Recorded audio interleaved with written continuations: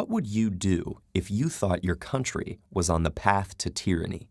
If you saw one man gaining too much power, would you try to stop him? Even if that man was one of your closest friends and allies? These were the questions haunting Roman senator Marcus Junius Brutus in 44 BCE, the year Julius Caesar would be assassinated. Opposing unchecked power wasn't just a political matter for Brutus. It was a personal one. He claimed descent from Lucius Junius Brutus, who had helped overthrow the tyrannical king known as Tarquin the Proud.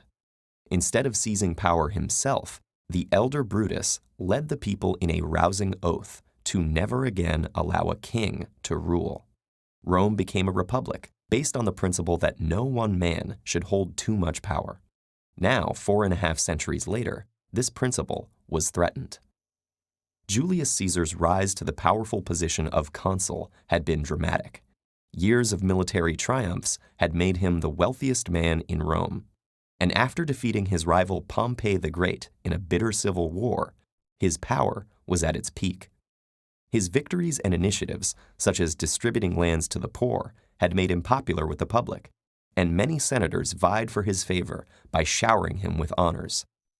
Statues were built, temples were dedicated, and a whole month was renamed, still called July today. More importantly, the title of dictator, meant to grant temporary emergency powers in wartime, had been bestowed upon Caesar several times in succession, and in 44 BCE, he was made dictator perpetuo, dictator for a potentially unlimited term. All of this was too much for the senators who feared a return to the monarchy their ancestors had fought to abolish, as well as those whose own power and ambition were impeded by Caesar's rule. A group of conspirators calling themselves the Liberators began to secretly discuss plans for assassination. Leading them were the senator Gaius Cassius Longinus and his friend and brother-in-law, Brutus. Joining the conspiracy was not an easy choice for Brutus. Even though Brutus had sided with Pompey in the ill-fated civil war, Caesar had personally intervened to save his life, not only pardoning him, but even accepting him as a close advisor and elevating him to important posts. Brutus was hesitant to conspire against the man who had treated him like a son, but in the end, Cassius's insistence and Brutus's own fear of Caesar's ambitions won out. The moment they had been waiting for came on March 15th. At a Senate meeting held shortly before Caesar was to depart on his next military campaign, as many as 60 conspirators surrounded him, unsheathing daggers from their togas and stabbing at him from all sides. As the story goes, Caesar struggled fiercely until he saw Brutus. Despite the famous line "Et tu, Brute," written by Shakespeare, we don't know Caesar's actual dying words. Some ancient sources claim he said nothing, while others record the phrase, "And you, child?" fueling speculation that Brutus may have actually been Caesar's illegitimate son. But all agree that when Caesar saw Brutus among his attackers, he covered his face and gave up the fight, falling to the ground after being stabbed 23 times.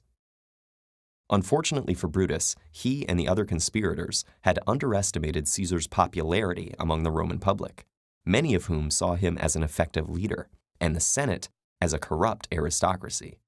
Within moments of Caesar's assassination, Rome was in a state of panic. Most of the other senators had fled, while the assassins barricaded themselves on the Capitoline Hill. Mark Antony, Caesar's friend and co-consul, was swift to seize the upper hand, delivering a passionate speech at Caesar's funeral days later that whipped the crowd into a frenzy of grief and anger. As a result, the liberators were forced out of Rome. The ensuing power vacuum led to a series of civil wars, during which Brutus, facing certain defeat, took his own life. Ironically, the ultimate result would be the opposite of what the conspirators had hoped to accomplish: the end of the Republic and the concentration of power under the office of emperor.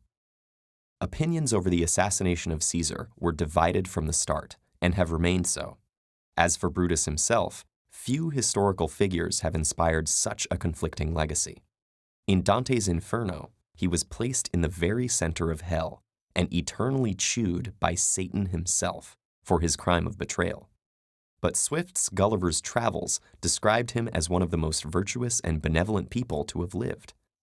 The interpretation of Brutus as either a selfless fighter against dictatorship or an opportunistic traitor has shifted with the tides of history and politics.